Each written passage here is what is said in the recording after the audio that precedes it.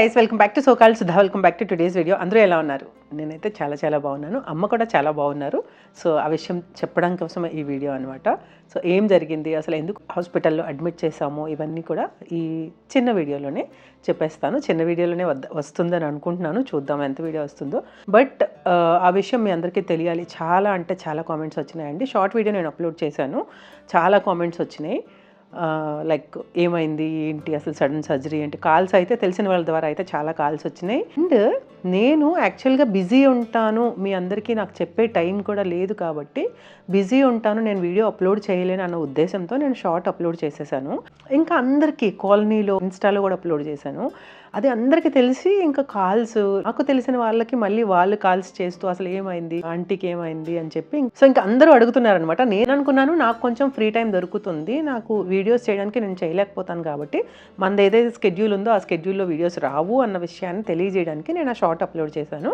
So చాలామంది పాజిటివ్గా respond, అందరూ ఇంకా ఆల్మోస్ట్ అందరూ పాజిటివ్గా రెస్పాండ్ అవుతూ యూ గైస్ ఆర్, ఇంకా నాకు ఎవ్వరు అడగలేదన్నమాట వీడియోస్ కోసం. So thank you so much. So నేను మధ్యలో వీడియోస్ అప్లోడ్ చేయలేకపోయాను. సో ఈ వీడియో ఈరోజు అప్లోడ్ చేస్తున్నాను. సో ఈరోజే మాట్లాడి ఈరోజే అప్లోడ్ చేసేస్తున్నాను. ఎందుకంటే మనం నెక్స్ట్ ఇంకా వీడియోస్, మన నవరాత్రి వీడియోసే ఇంకా ఉండిపోయాయి.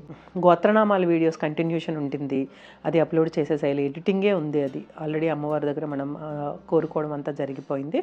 సో చాలామంది అడిగారనమాట, మా గోత్రం రాలేదు. మీరు వీడియోలో చూస్తే ప్రాపర్గా మీకు అర్థమైపోతుంది. నేను వీడియో స్టార్టింగ్లోను వీడియో ఎండింగ్లోనూ చెప్పాను గోత్రనామాలు ఉన్నాయి చదవాల్సినవి, ఎడిట్ చేయాలని చెప్పి. సో నాకేంటంటే అంత రీచ్ రాకపోవడంతో, అంత ఎఫర్ట్స్ పెట్టినాక ఇంకా ఎందుకులే అని అనిపించింది. కొంచెం ఉంటుంది కదా, సో అంత ఎఫర్ట్ పెట్టినప్పుడు. సో ఓకే, ఎనీవేస్ మనం ఆల్రెడీ దేవుడి దగ్గర కోరుకోవడం జరిగింది, అమ్మవారి దగ్గర చదవడం జరిగింది కాబట్టి డెఫినెట్గా వీడియో నేను అప్లోడ్ చేస్తాను. బట్ ఆల్మోస్ట్ ఇంకో 1 అవర్ వీడియో ఉండింది, అది నేను ఎడిట్ చేసి ఆల్మోస్ట్ ఒక 30 మినిట్స్కి 25 మినిట్స్కి అయితే తీసుకురావాలి. అది దాన్ని పక్కన పెడితే ఇంకా కమింగ్ టు మన నవరాత్రి తాంబూలం పంపించే వీడియోస్, డ్రా తీయాల్సిన వీడియో, మీ అందరికీ పంపించాల్సిన వీడియో, మీ నేమ్స్ అనౌన్స్ చేయాల్సిన వీడియో, సో ఇవన్నీ ఉన్నాయి. పంపించాలి, మెయిన్ అన్నిటికంటే వీడియో కంటే ముందు పంపించాలి. సో నా మైండ్లో అవే తిరుగుతూ ఉన్నాయి. సడన్గా అమ్మ ఇలా సిక్ అవ్వడము ఇదంతా. సో చాలామంది కామెంట్స్ పెట్టారు, thank you each and everyone. అమ్మ సేఫ్గానే ఉన్నారు, ఇప్పుడు ప్రజెంట్ నార్మల్గానే తిరుగుకుంటుంది. సో మేజర్ సర్జరీ ఏమీ కాదు, సింపుల్ సర్జరీయే పడింది. అండ్ అది ఏంటి అసలు, మన ఉమెన్కి ఏ ఏజ్ తర్వాత మనం రెగ్యులర్ చెకప్ ఉండాలి, అలాగే ఏ ఏజ్ తర్వాత మనం కొంచెం ఆ వే ఆఫ్ థింకింగ్లో ఉండాలి అనేది సో మోస్ట్ ఇంపార్టెంట్. ఆ విషయంలో మనకి మెనోపాజ్ స్టేజ్ 45 నుంచి, పూర్వం అయితే మనకి 50-55 ఏజ్కి మెనోపాజ్ వచ్చేదండి. బట్ ఇప్పుడు వచ్చేసి 45 ఏజ్, 40స్కే చెప్పేస్తున్నారు ప్రీ మెనోపాజ్, పోస్ట్ మెనోపాజ్ అని చెప్పి. సో అందులో మనం ఏంటంటే మెనోపాజ్ వచ్చినప్పుడు, ఆ సిమ్టమ్స్ ఉన్నప్పుడు కొంచెం కేర్ఫుల్గా ఉండాల్సి వస్తుంది. బేసిక్గా మనకి మెనోపాజ్ అంటే ఏంటంటే మనకి బ్లీడింగ్, ఏదైతే పీరియడ్స్ ఆగిపోవడం అంటారు. సో దాని తర్వాత ఏమవుతుందంటే వైట్ డిశ్చార్జ్ ఫ్రీక్వెంట్గా అవ్వడం, ఇది కామన్ థింగ్. అలాగని కామన్ థింగ్ అని వదిలేస్తే ఈ రోజుల్లో ఏమవుతుందంటే కాంప్లికేట్ అవుతుంది. కాంప్లికేట్ అని చెప్పి ఆలోచిస్తూ ఉంటే దట్స్ కామన్ థింగ్. ఎలా అయిపోతుందంటే సిచ్యువేషన్స్, గైనిక్ ఇష్యూస్ అవనియండి, నార్మల్గా మన bones, nerves, any muscle, any issue అది క్యాన్సర్కి రిలేట్ చేస్తూ ఉన్నారనమాట. బయోప్సీ టెస్ట్కి పంపిస్తాము. సో ప్రతి దాన్ని ఇప్పుడు కామన్ అయిపోయింది అనమాట బయోప్సీ టెస్ట్. అంటే డాక్టర్స్ని తప్పు పట్టడం లేదు ఇందులో, బట్ అలా అని వాళ్ళు చేసింది ఎందుకంటే చేసుకుంటే మంచిది కదా. ఇప్పుడు మనకి చాలామందికి చెప్తారు, లేడీస్కి బ్రెస్ట్ టెస్ట్ ఎప్పటికప్పుడు ఫ్రీక్వెంట్గా ఏమని చేయించుకుంటాం, ఎన్నని చేయించుకుంటాం, ఎటువైపు నుంచి ఆ మహమ్మారి వస్తుంది అనేది ఎవరికి తెలియదు కదా. సో అలాగా ప్రతిదానికి బయోప్సీ టెస్ట్ అంటున్నారు. అలాగే బయోప్సీ అమ్మకి ఏమైందంటే ఫస్ట్ ఎండస్ హాస్పిటల్, 7 హిల్స్ హాస్పిటల్కి వెళ్ళాము. వెళ్తే టెస్ట్ చేసి, నేను దుబాయ్లో ఉన్నప్పుడు అమ్మ వాళ్ళు చూయించుకుంటే ఇలా చెప్పారు, పైన ఒక లేయర్ లాగా ఉంటుంది యూట్రస్ పైన, దాన్ని రిమూవ్ చేయాల్సి ఉంటుంది. సో మీరు ఎవరినైనా తీసుకురండి, మీ వాళ్ళని ఇంకా చేయించేసుకోండి అని చెప్పారంట. మా అమ్మేమో ఇంకా అలా అనడంతో భయపడిపోయింది అనమాట. తర్వాత బయోప్సీ టెస్ట్ అని ఆవిడ చెప్పలేదంట. సో అయిపోయింది, ఆ డాక్టర్ చెప్పలేదు. తర్వాత మళ్ళీ నువ్వు రాసుదా అని చెప్పి మా అమ్మ భయపడింది. తర్వాత నేను వచ్చినాక ఎండస్కి వెళ్తే డాక్టర్, మంచి డాక్టరే, ఆవిడ అంతా టెస్ట్ చేసి, మెషిన్తో కూడా టెస్ట్ చేసి నాకు వీడియో కూడా ప్రాపర్గా చూపించి ఇది బయోప్సీకి పంపిద్దామండి, బయోప్సీకి పంపించినాక ఇన్ కేస్ యూట్రస్ తీసేయాల్సి వస్తుందా, లేకపోతే దాన్ని అంత పెద్దది కదా రిమూవ్ చేయలేము అన్నారు. దట్స్ కాల్డ్ పాలిప్ అంట. దాని పేరు పాలిప్. ఏదైతే మన యుట్రస్ మీద పొర అని చెప్పారో దాన్ని పాలిప్ అంటారు. నేను స్టడీ చేశాను. సో దట్స్ నాట్, అండ్ ఎందుకంటే ఉండింది ప్రతి దానికి రిలేట్ ఉంటుందండి. మీకు గూగుల్లో మీరు సెర్చ్ చేస్తే ప్రతి దానికి రిలేట్ ఉంటుంది. అది క్యాన్సరస్ లైక్ బెనైన్ క్యాన్సర్స్ లాగా ప్రతి దానికి రిలేట్ చేసేస్తూ ఉన్నారు. అంటే ఓకే, హోప్సో టెస్ట్ చేయించుకోవాలి అని. బయోప్సీ అనేది కూడా పీస్ తీసి ఎక్కడైతే మనకి కాంప్లికేషన్ అని చెప్తున్నామో అక్కడ నుంచి పీస్ తీసి టెస్ట్కి పంపిస్తారనమాట. సో అలాగా సిస్ట్లు అని చెప్పి మనకి ఏంటంటే యుట్రస్ మీద సిస్ట్లు అని చెప్పి కూడా ఫామ్ అవుతూ ఉంటాయి. అయితే అది అయినాక బయోప్సీకి పంపించాము. 1 వీక్ తర్వాత టెస్ట్ వచ్చింది, రిజల్ట్ వచ్చింది. అప్పుడు నార్మల్, క్యాన్సరస్ థింగ్స్ ఏమీ లేవు. బట్ యుట్రస్ రిమూవ్ చేయాలా వద్దా అని ఇంకా ఆ డాక్టర్ కాకుండా ఇంకొక డాక్టర్ సజెషన్ కూడా తీసుకుందాము. ఎందుకంటే ఒక 3-4 మెంబర్స్ సజెషన్ తీసుకుంటే ఇట్ విల్ బి బెటర్ కదా అని చెప్పేసి సో సజెషన్ తీసుకున్నాము. తీసుకుని అక్కడ మెడికవర్కి వెళ్ళాం అనమాట. మెడికవర్కి వెళ్తే డాక్టర్ మంచిగానే అన్నీ సజెస్ట్ చేసి ఆయన ఏం చెప్పారంటే this is not polyp, this is internal uterus అని చెప్పారు. ఇది యుట్రస్ లోపల ఉంది, యుట్రస్ బయట లేదు అన్నారు. సో అలాగనమాట. ఆయన ఏమి అంటే యాక్చువల్గా ఎవరిని నమ్మాలో మనం తెలియట్లేదు.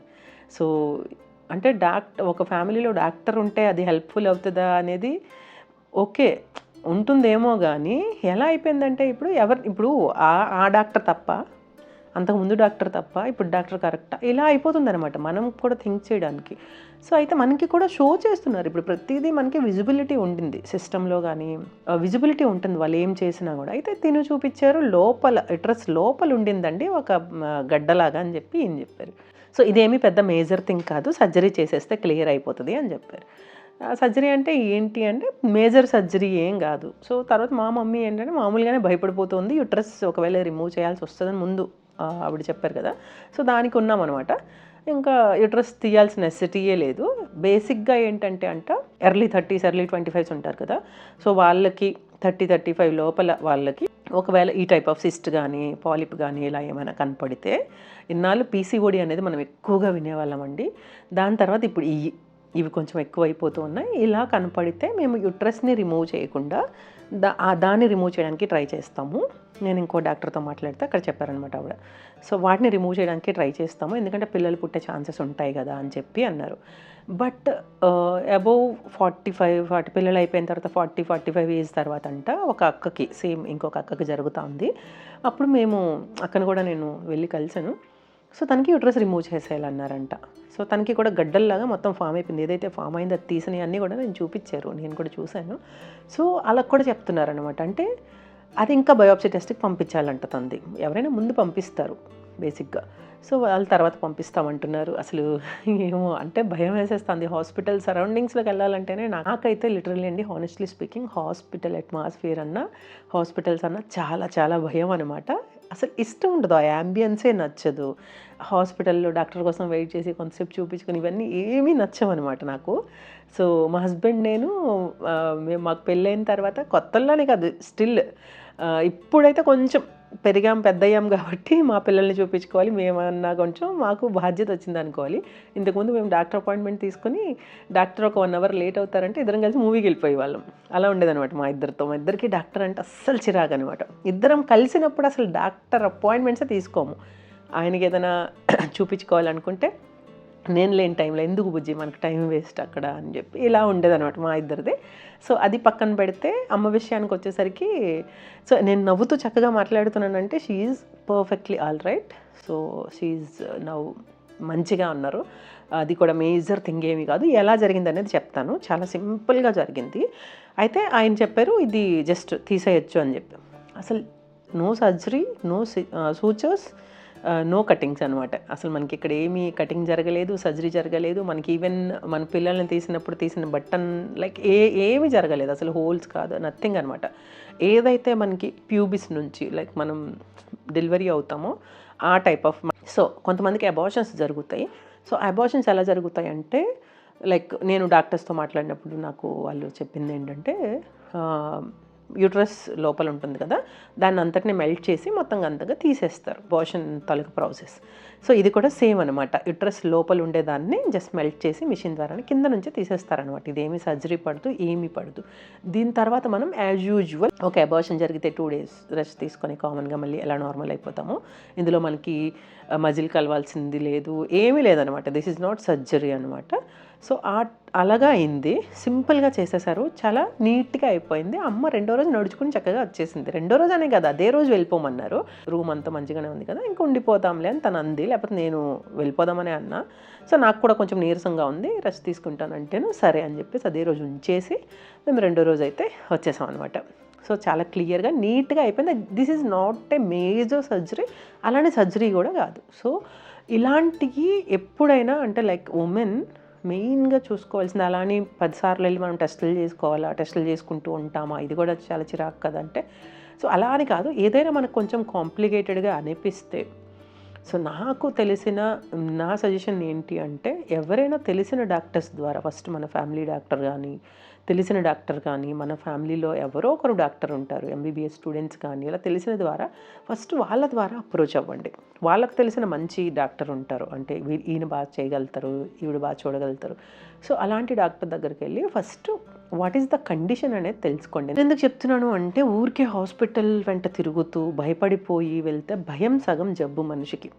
మనకు ఉండే ఏదైనా ప్రాబ్లం కంటే మనం ఏదైతే భయపడతామో అది మేజర్ ఇష్యూ అవుతుంది మన బాడీకి, మన బ్రెయిన్కి. సో మెయిన్లీ బ్రెయిన్కి కానీ జబ్బు యాడ్ అయితే దాన్ని మళ్ళీ మనం రికవర్ చేసుకోవడానికి చాలా టైం పడుతుంది. ఎందుకంటే భయం అనేది, అందుకనే అంటారు తాడుని చూసి పాము అనుకుని చనిపోయారంట, కర్రను చూసి పాము అనుకుని చనిపోయారంట, పూర్వం శాస్త్రంలో చెప్పి ఉన్నారు, నిజం జరిగింది.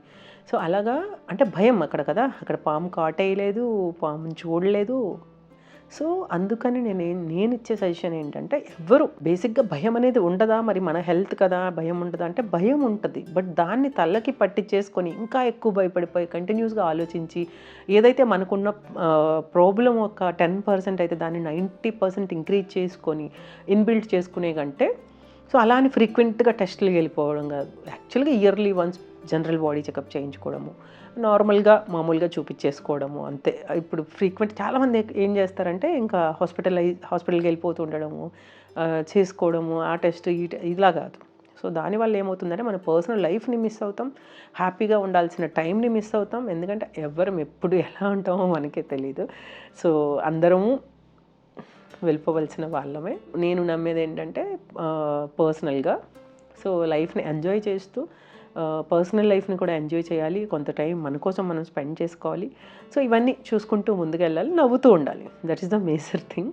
సో దట్స్ ఇట్ అండి. ఈరోజు అయితే అమ్మ అయితే సేఫ్గా ఉంది. సో నెక్స్ట్ వీడియోలో నేను అమ్మతో కూడా వీడియో చేస్తాను.